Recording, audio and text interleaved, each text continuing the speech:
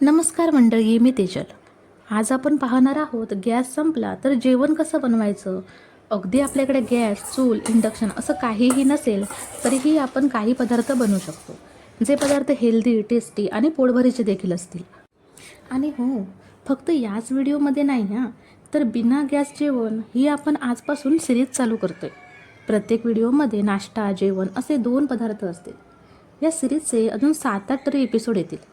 हा व्हिडिओ तर तुमच्यापर्यंत पोहोचला, पण सिरीजचे पुढचे व्हिडिओ तुम्हाला मिस नको व्हायला म्हणून आपल्या चॅनलला आत्ताच सबस्क्राईब करा आणि बेल बटन प्रेस करून ऑल प्रेस करा. चला, आजच्या मेनूला सुरुवात करूया. सर्वात आधी मी इथे अंदाजे 2 वाटी पोहे घेतले. जे आपण कांदे पोहे करताना वापरतो ना, तेच पोहे आहेत.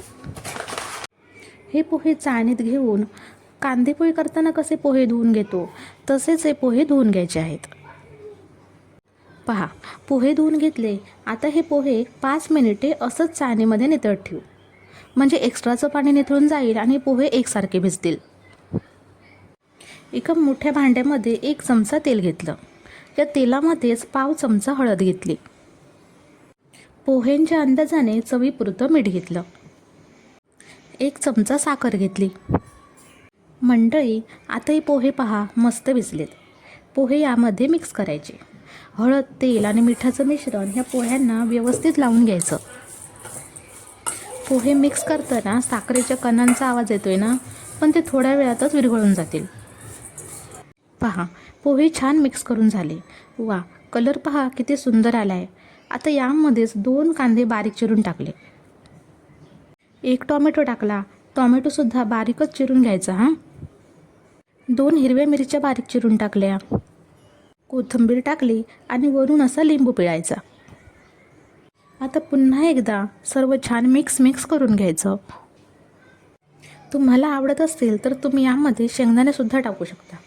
म्हणजे जे किराणा दुकानामध्ये खारे शेंगदाणे मिळतात ना, ते शेंगदाणे सोलून यामध्ये टाकायचे.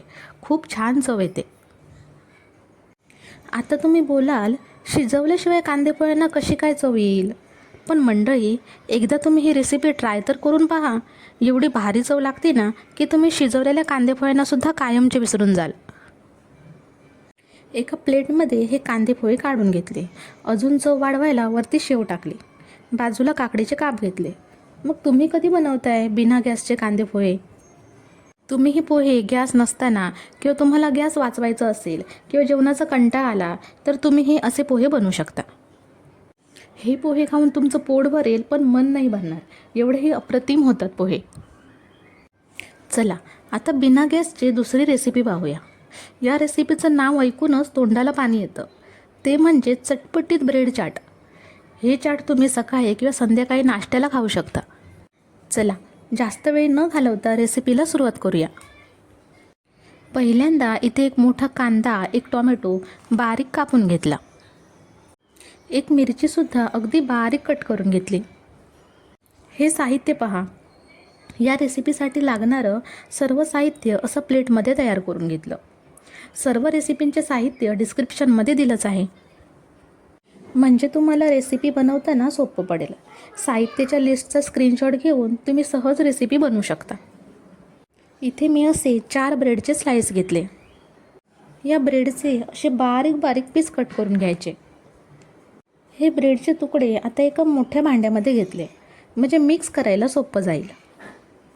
यामध्ये कांदा टाकला, टोमॅटो टाकला, हिरवी मिरची टाकली,